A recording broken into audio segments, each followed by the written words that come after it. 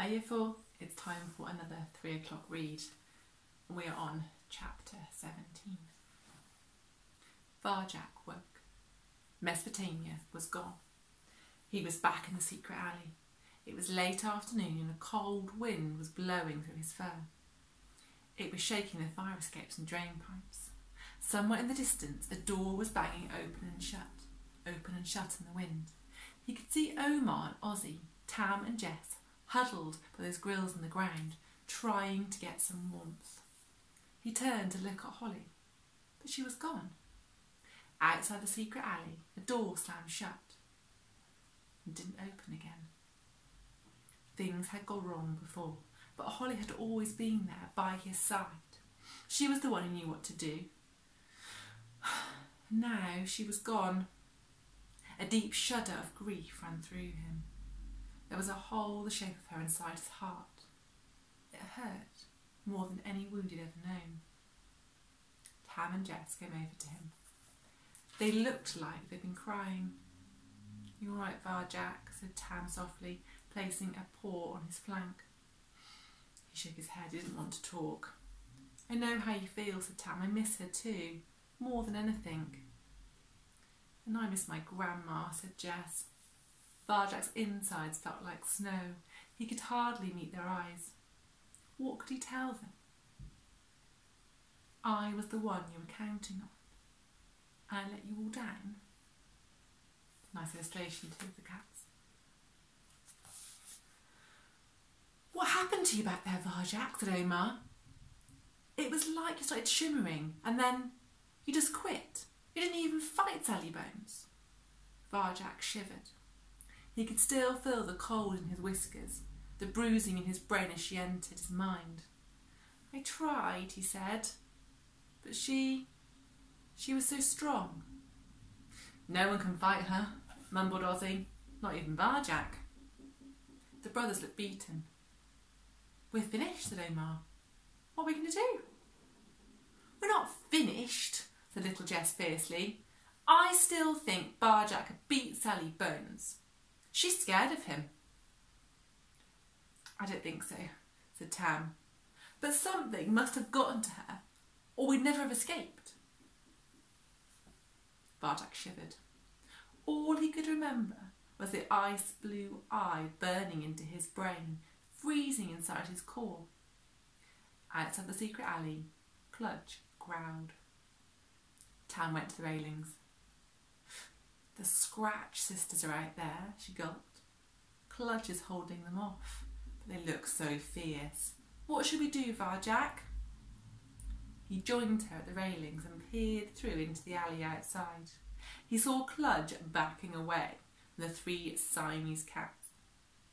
Eliza, Alicia and Panisha Scratch. They were as lean and mean-looking as he remembered. Their claws glittered in the streetlight as they ghosted forward through the rubble. "Where is Varjak Paw?" demanded Eliza. "We know he's here somewhere. Just tell us where and we'll leave you alone." She flashed her claws at Cludge, but he stood his ground bravely and barked out another warning. "Woof! Woof!" "I hate those cats," hissed Omar, clearing his paws. "They think they're so great, but we're stronger than them. I know we are."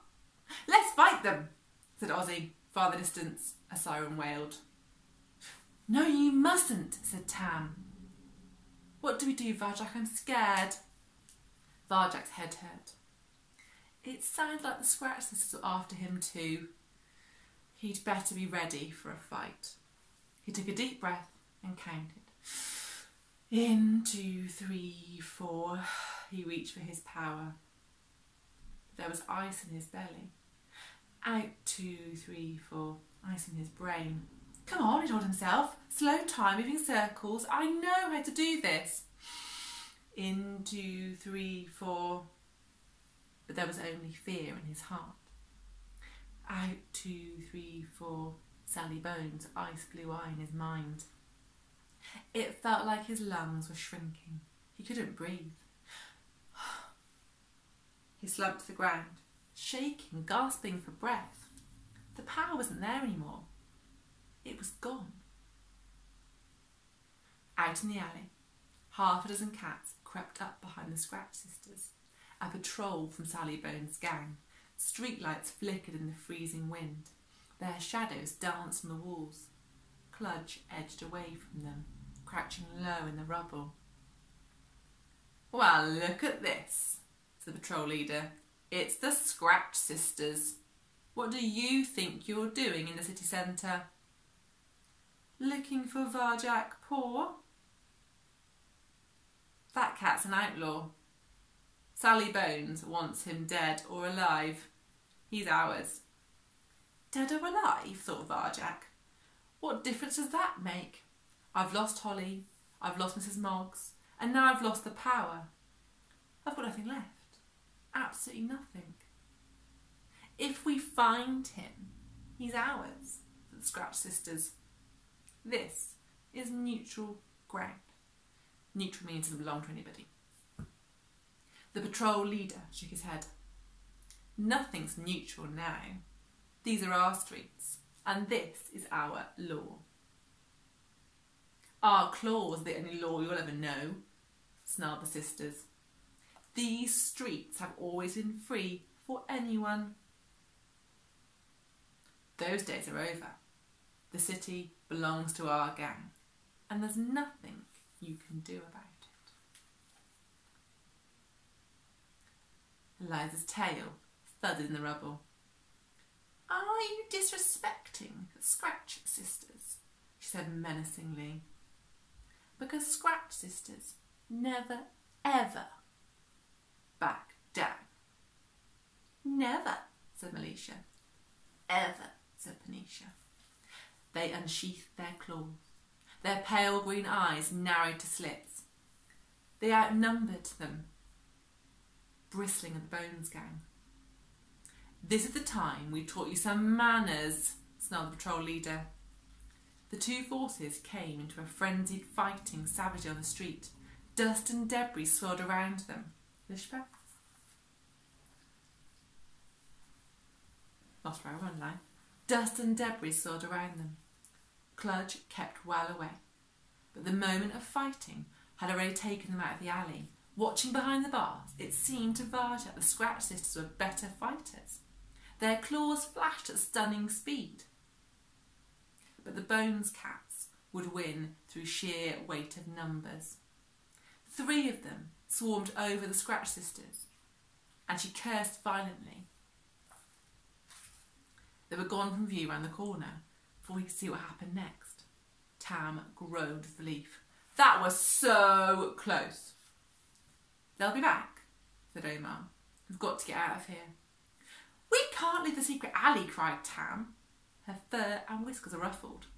"It's the only safe place. Holly always says so." "Well, it's not safe anymore," said Omar. "We have to find somewhere else. Right, Varjak?" Varjak couldn't answer. It hurt too much, even hearing Holly's name. Yet he knew Omar was right. They had to leave the secret alley, or they'd be found, and then Holly's sacrifice would be for nothing. He didn't want to fight in the street again, not without his powers, but he couldn't give up now. "I have to go on," he told himself. "I have to find somewhere safe for all of us, because that's what Holly would do." He slipped through the railings to find Cludge. The big dog was hiding in the rubble by an old cardboard box. "Cludge scared," he was muttering. "Scary cats, come back. Won't you go?" One by one, the others followed Varjak out of the secret alley into the winter afternoon. "So it's true," said Omar. "You really are friends with the dog." "That's right," said Varjak, huddling against the cold. "Cludge, these are our new friends, Omar and Ozzy and Jessie." "Cludge!" barked the big dog. He wagged his tail at them. Jess smiled, but Omar and Ozzy's manes ruffled up. "We can't go round with a dog," said Omar. "He'll give us away." "Doesn't he know any other dogs? Doesn't he have a family?" Cludge whimpered. Varjak frowned. Holly had once asked the same questions. Then, as now, Cludge had it like a frightened puppy. "Cludge is our friend," said Tam. "If he wants to come with us, he can come." "But it's dangerous," said Omar, his eyes flashing. "He's a dog, Tam." Varjak didn't like the way Omar was speaking.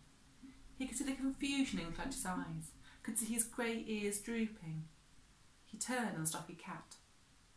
"Didn't you hear what Tam said? Cludge is our friend, and I'm not losing another one. He's not being left behind." Omar stared at Varjak, and then shrugged his rugged mane. "Whatever," he said. "All right, Cludge," said Tam. "You're coming with us." The big dog grinned and wagged his tail again. "Friends," barked Cludge. "Varjak and his friends." He looked around. "Where'd Holly go?" Varjak opened his mouth to answer, but he couldn't. No words came out. "She's somewhere else," said Tam quietly. "Now, where are we going?" No one had the answer to that. As soon as there was silence, the wind dropped and the city grew still. Daylight was fading. Soon it would be night again. Jess cleared her throat. "What about Grandma's tale?" she said.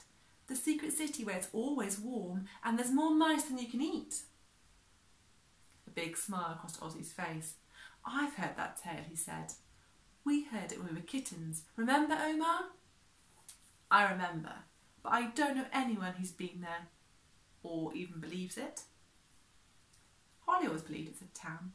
"And so do I, deep down." "Did Mrs. Moggs ever tell you where it was, Jessie?" Jess shook her head. "She just said, there are fearsome guardians outside, so cats haven't been there for years." "Cludge knows the place," murmured Cludge. "Bad place, smelly." At first, Varda thought he was joking, but Jess's eyes lit up. "That's right," she breathed. "The most disgusting smell you can imagine. That's what Grandma said." "Do you already know the secret city, Cludge?" asked Varjak. No, said Cludge, always regretting what he'd mentioned it. "Not there. Not go back there." "Back?" said Varjak. "You've been there before." He looked deep into Cludge's eyes and again saw a frightened puppy who didn't want to go to a place that was clearly no joke. The sun was settling fast now. There wasn't much time left till nightfall. "Cludge," she said, "if there's a place that you know that cats have ever been, please take us there." Cludge shook his head. "No, Varjak, no." "Please," said Varjak. "We need your help. It's important." Cludge looked at him, and he looked away, eyes full of pain and fear and sadness. "Please," Varjak said. "Whatever's in that place, we'll face it together. You won't be alone, I promise." "Not alone?" "Never." "Come then," said the big dog. "Come with Cludge." And that's the end of the chapter. Have a lovely weekend, guys. Look forward to speaking to you next week.